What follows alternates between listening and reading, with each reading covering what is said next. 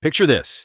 Three loudmouths mock a single mom in a grocery store, tearing into her with cruel laughs while she struggles to pay for diapers and cereal. No one steps up until a Black MMA fighter, hood up and head down, decides enough's enough. Those bullies didn't know it, but they just picked a fight with the wrong guy, and a quiet underdog was about to turn their game upside down. Hey fam, welcome back to the channel, and today we bring to you a raging encounter that will keep you on the edge of your seat. New to the channel? Subscribe for more interesting stories. Let's dive in. Traven Miles wasn't looking for trouble that day. He'd been beat down by 5 straight days of sparring, his body aching, his mind fried from UFC scouts circling like vultures.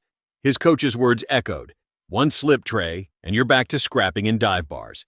So he kept it low-key, hoodie pulled tight, driving to Save More on Fremont Street in Stockton, California, a spot where no one knew his name. He wasn't there for a haul, just eggs, oatmeal, almond milk, some protein shakes. Earbuds in, no music, just a shield against small talk. He drifted through the aisles like a shadow, 2 teens bickering over pizza, old folks poking at apples, a baby crying somewhere far off. Perfect. Quiet. He could grab his stuff and ghost. Then he hit the self-checkout, and everything changed. It wasn't noise that stopped him. It was venom. 3 grown men, loud and smug, circled a woman at the counter. She was mid-20s, brown ponytail, faded gray hoodie with a bleach streak, juggling a toddler on her hip. Her boy, maybe 2, big-eyed and clinging, watched as she scanned diapers and cereal. The ringleader, buzz cut, cargo shorts, a can of beans in hand, tossed it into his cart and sneered, "Hey lady, think they'll toss me extra stamps if I wink?" His buddy fake gasped, "Nah, she's just teaching her kid the hustle early. Respect." They cackled. The cashier's eyes flicked over, then away. The store pretended it wasn't happening. Traven froze near the frozen aisle, just past the energy drinks. The mom didn't snap back. She just shrank, fumbling her wallet, whispering to her son, probably to keep him calm. Her hands trembled. Traven knew that look. His own mom had worn it, swallowing insults to keep the lights on. He stood there, torn, grab his stuff and bolt or step in. His knuckles, rough from years in the cage, flexed under his damp hoodie. No gloves, no ref, no rules, just a line being stomped on. Then the third guy puckered his lips, loud and mocking. "Swipe it twice, sweetheart. 1 for the kid, 1 for me." That did it. Traven exhaled, dropped his gym bag behind a cooler, and moved, silent, steady, straight for them. No one clocked him yet. The mom didn't flinch anymore. She'd learned to shrink when voices got sharp. Her debit card shook as she tried again, her son's arms tight around her neck. Traven stopped a few feet back, close enough to hear every word, unnoticed by the clowns too busy preening.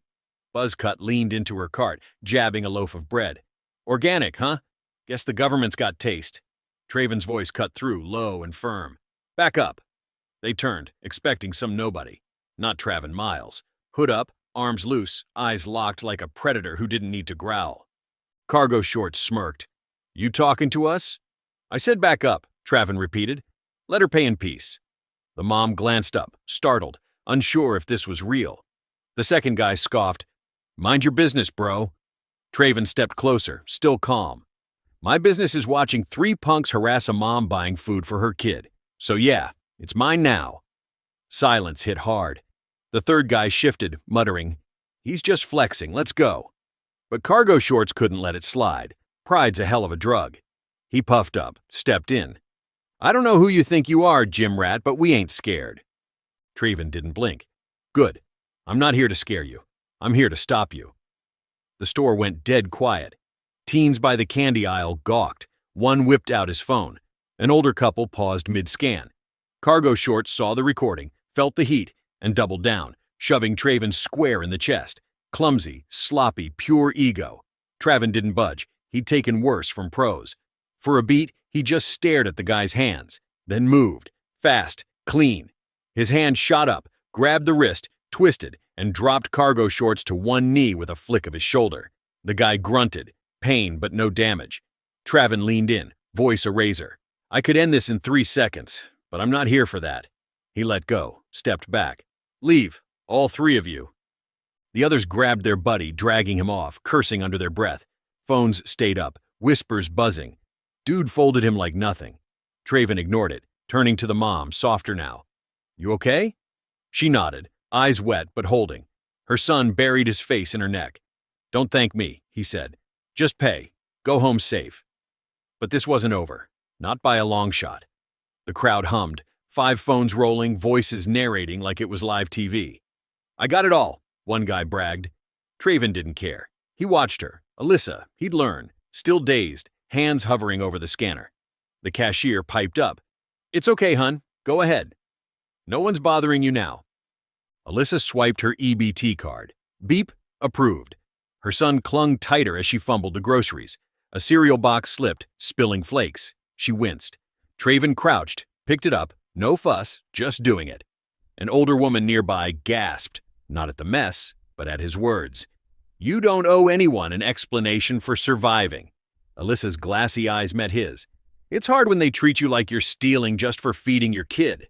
He nodded. "They don't know you. They don't matter." Her boy peeked out, thumb in mouth. "He got a name?" "Malachi," she said, adjusting him. "He's lucky to have you, Alyssa." She blinked. "How'd you—" He tilted his head toward the screen. "Good eyes," she murmured, almost smiling. Clapping started. Traven hated it. This wasn't a show. "Someone help her to her car," he said, hand up to hush the noise. A woman in scrubs stepped up. "I got her." Alyssa looked at him, steady now. "You're not what I expected." "What did you expect?" "Not someone who fights without punching." He smirked. "Fighting's more than fists." She nodded, Malachi tugging her sleeve, and left with the nurse, groceries and son in tow. Traven grabbed his bag, stood by the wall, watching her go. The manager radioed security. Cops were coming, standard for any scuffle. Traven didn't fight it. He sat on a bench, hoodie up, phone out, notifications popping, clips already spreading. He didn't look. A cop rolled up, breathless. "You stopped it?" "Yes, sir," Traven said, hands visible. "Didn't hurt him, just controlled him." The manager backed him. "Cameras caught it. Clean." The cop checked his ID, paused. "Traven Miles? The fighter?" "Sometimes." "You saved her from ugly. Report's just paperwork. You're good." Traven nodded. A clerk lingered, phone in hand. "You really said that survival line." She cried. "Figured," Traven said.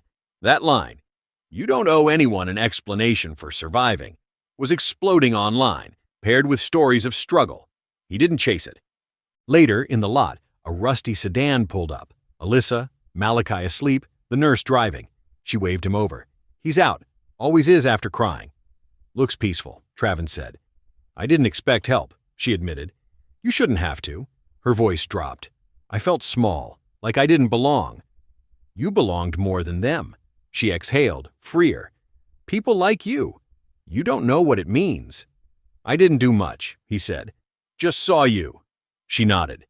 "If you're ever around, I make a mean peach cobbler." He chuckled. Tempting. The car rolled off, but the story was just starting. Back inside, whispers lingered, employees replaying the takedown. The video hit news, socials, everywhere. Traven didn't care. He drove to Victory Park, sat by the water, still. A woman with a stroller passed, smiled. "You're that guy. Thanks for showing what caring looks like." He nodded, silent. Next morning, his phone was chaos. Clips viral. That line quoted endlessly. Alyssa posted too, raw and real. "Some throw punches, others hold the line so we can breathe." It went wild. Traven read it, stayed quiet. A week later, at a community center, he dropped off gear, shoes, gloves, no fanfare. "Traven?" Alyssa stood there, Malachi sipping juice. "Volunteer gig," she said. Malachi tugged his leg. "You helped my mom." "Guess I did." "He practiced that," she laughed. "Been writing," she added. "Your line? I believe it now." She handed him a letter for Malachi. "Surviving's a badge, not a burden." He pocketed it. "That's real strength," he said. They parted. No cameras, just peace. This wasn't about a fighter winning. It was an underdog toppling bullies, lifting a mom from shame to strength. If it hits you, subscribe. Real power's quiet, firm, and steps up when no one else will. Don't stay silent. Say something.